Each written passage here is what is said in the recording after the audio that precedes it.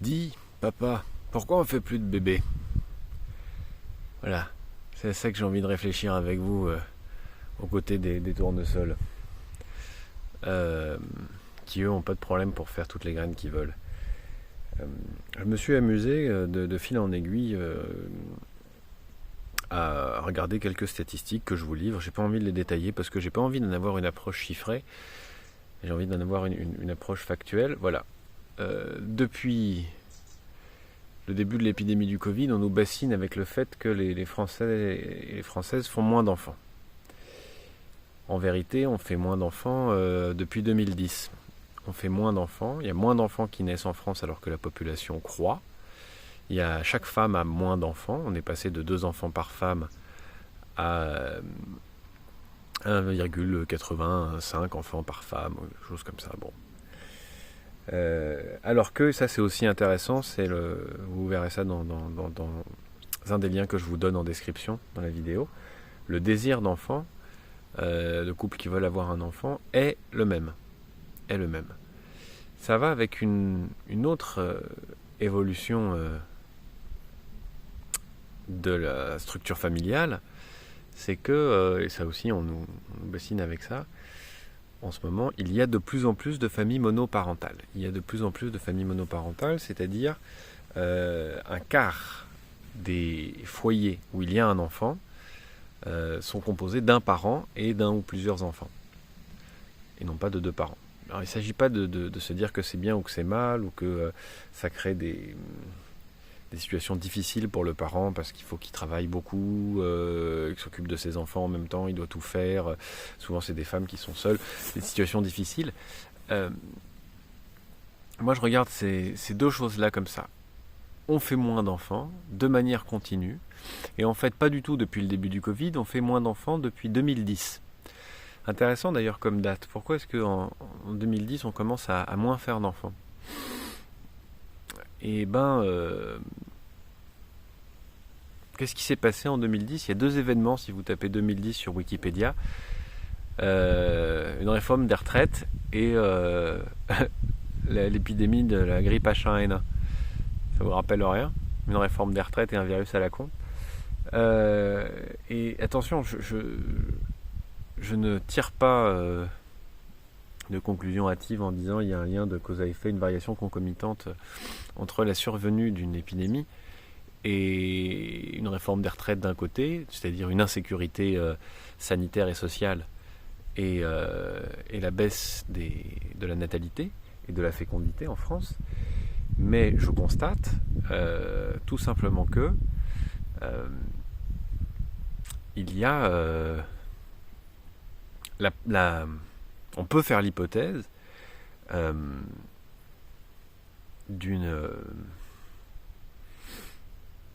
d'un impact sur l'envie de passer à l'acte pour faire les enfants, un impact sur la réalisation de ce désir-là, de l'atmosphère d'angoisse que créent les biopolitiques et de l'atmosphère d'angoisse que crée la gestion libérale de la question des retraites.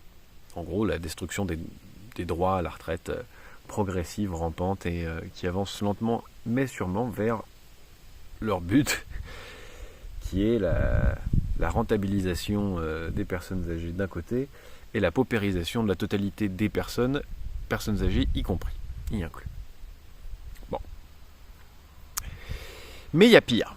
Il y a pire, et c'est là que ça devient intéressant. On fait moins d'enfants et on est de plus en plus seul à élever les enfants. Je vous dirais donc qu'il y a, sous nos yeux, ébahis, un phénomène qui se déroule qui est un changement des structures familiales. Il y a de plus en plus d'adultes et de couples sans enfants, et de plus en plus de familles qui ne sont composées que d'un parent, qui se trouvent dans une situation d'insécurité complète. Enfin, qui se trouvent souvent, pardonnez-moi, je ne peux pas être aussi affirmatif, dans une situation d'insécurité parce qu'on multiplie tous les statuts, toutes les tâches, tous les efforts. Bon. On fait de moins en moins d'enfants et on est de plus en plus seul.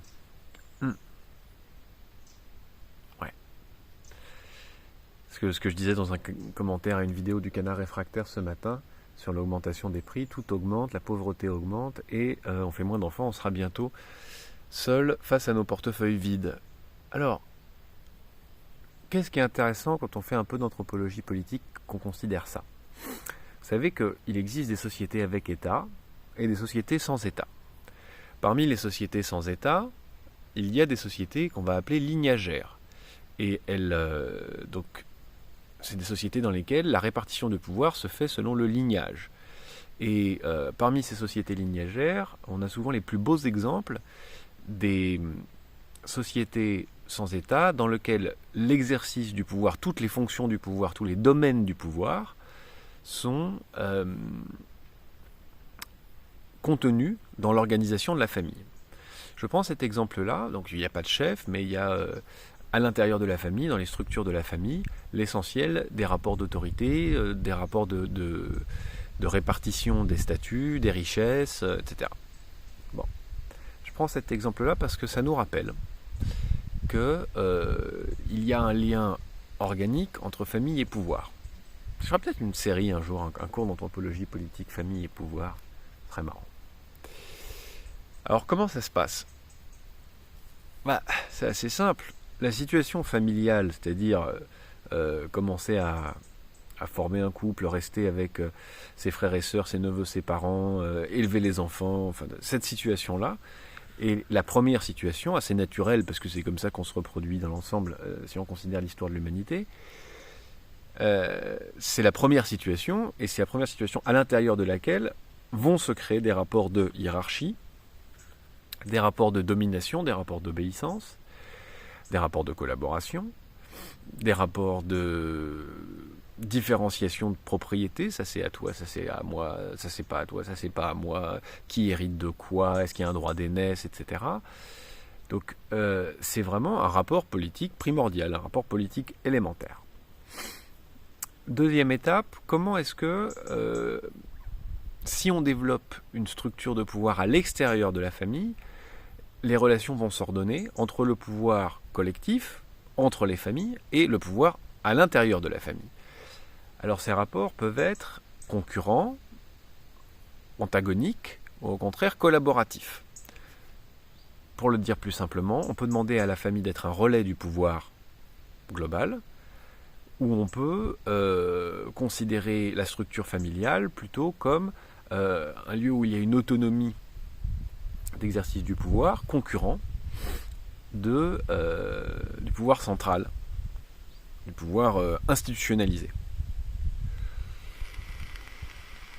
Bon, en d'autres termes, dans nos sociétés, l'État a beaucoup de choix, mais on va caricaturer, on va dire 2 choix. Collaborer avec les familles en leur laissant une large marge d'autonomie, exiger des familles qu'elles soient un relais du pouvoir. La situation dans laquelle on se trouve semble indiquer, à travers un affaiblissement de la dimension familiale et une homogénéisation par ailleurs des modèles familiaux à travers la France. Je veux dire par là que, par exemple, c'est ce qu'a constaté Emmanuel Todd récemment, on peut de moins en moins facilement distinguer les structures familiales en France. Elles sont de plus en plus homogènes, les différences s'estompent, et puis elles vont vers un moment où on ne fait plus famille. On a affaire à un pouvoir qui cherche moins à ce que les familles soient un relais du pouvoir qu'à trouver en fait un chemin direct vers les individus en faisant exploser la cellule familiale, en collaborant à l'explosion des cellules familiales. Quand je vous dis qu'on peut faire une corrélation entre baisse de la natalité, augmentation des ménages monoparentaux et des politiques publiques, c'est que quand on considère les choses à un niveau macro, c'est là qu'on va aller chercher les événements. Par exemple, la précédente chute très brutale de la natalité, c'est en 1994, dans le début des années 90, et c'est corrélé aussi à une poussée du chômage très forte, à une forte insécurité sociale. Donc c'est vraiment, il y a des liens de cause à effet qui sont très nets. Bien. Alors, vous voyez, par exemple, dans la période Covid, on a eu plein d'attaques comme ça de l'autorité familial. Par exemple, dire tiens, salut toi. Les parents, au début on dit voilà, les enfants doivent être vaccinés si les deux parents sont d'accord. Puis ensuite on dit les parents vont être vaccinés si l'un des deux seulement est d'accord. Dans un couple divorcé, etc., c'est la même chose. Donc vous voyez, on vient saper à un moment donné la capacité du parent à être donneur d'ordre. À être donneur d'ordre. Moi, je trouve ça intéressant quand on dit aussi on va mettre des bâtons dans les roues de l'enseignement à la maison parce que l'enseignement à la maison c'est pas bien, fondamentalisme, radicalité, islamisme, tralala, poète et tournesol qui viennent dire bonjour puisqu'ils ont envie d'écouter aussi. Puis c'est un peu la fin de leur cycle par ailleurs. Donc vous voyez, c'est un peu systématiquement le fait de dire il faut émanciper les enfants de l'emprise familiale pour le bien commun, pour le bien public. Alors il y a du positif dans cette idée. C'est la base de l'idée qu'on peut apporter une éducation de manière égalitaire, en corrigeant les inégalités sociales existantes entre les parents. Mais c'est aussi, à un moment donné, le fait que on préempte toute une partie de l'action familiale. Et c'est pas très étonnant parce que, dans le fond, qu'est-ce qu'ils veulent nos ordolibéraux, nos ultralibéraux, nos néolibéraux? Ils veulent une société, on en a parlé 1000 fois dans cette série, d'agents économiques et techniques qui fonctionnent de manière fluide. Ça, la famille, ça les gêne, et puis c'est un pouvoir concurrent. Voilà. Donc, c'est pas qu'une affaire de droite, la famille. C'est pas que la famille, les valeurs, la fleur de lys, etc. C'est pas que ça, la famille. C'est aussi un espace dans lequel on peut, pas forcément d'ailleurs un espace privé, mais c'est un espace dans lequel on peut ménager des zones de liberté et par ailleurs déployer une certaine forme de contre-pouvoir par rapport à un pouvoir institué, centralisé, etc. Voilà, donc nous sommes en train de contempler peut-être une accélération de la destruction par le pouvoir libéral sur des décennies et par le pouvoir macronien maintenant, la destruction du pouvoir des familles, la destruction du pouvoir familial. Vous penserez peut-être que c'est une chose heureuse. Il me semble que c'est là une dépossession supplémentaire. C'est plutôt comme ça que je vous propose de le voir. Avant de se quitter, simplement un exemple historique très important de l'utilisation de la famille comme relais de pouvoir. Pour ceux que ça intéresse, allez regarder les textes de Confucius et le confucianisme. Confucius insiste énormément sur le respect que les frères doivent aux frères aînés et que le frère aîné et l'ensemble des enfants doivent aux parents. Il a développé comme ça toute une philosophie de ce qu'on va appeler la piété filiale. Et il a en quelque sorte composé cette morale familiale pour que les familles servent de relais au pouvoir. Pourquoi ? Parce que dans un système féodal, quand il y a une concurrence entre les frères, les royaumes ne tiennent pas, ils se divisent, chaque frère revendiquant une partie du royaume, et le royaume explose. Donc pour assurer la sécurité de l'État, il a décidé de déployer une culture familiale qui attribue une autorité totale du frère aîné sur les autres frères et une autorité totale des parents sur l'enfant, sur les enfants. Là, vous voyez, c'est la position dans laquelle la famille est investie par le pouvoir pour être un relais. C'est pas le cas aujourd'hui. C'est pas vraiment le cas. Dans le fond, ce qui est surtout demandé à la famille aujourd'hui, c'est de ne pas exister. C'est de ne pas être un frein beaucoup plus que d'être un relais. Voilà comment le libéralisme se distingue du confucianisme. Donc, à la fois, c'est une destruction de la pluralité des structures familiales, c'est une destruction des singularités culturelles à l'intérieur de la France, c'est la destruction d'un certain contre-pouvoir et d'un certain espace de liberté dont on peut disposer à l'intérieur du cadre familial. Voilà, je voulais partager ces joyeusetés avec vous. Et puis surtout, voilà, continuer à garder l'esprit en éveil.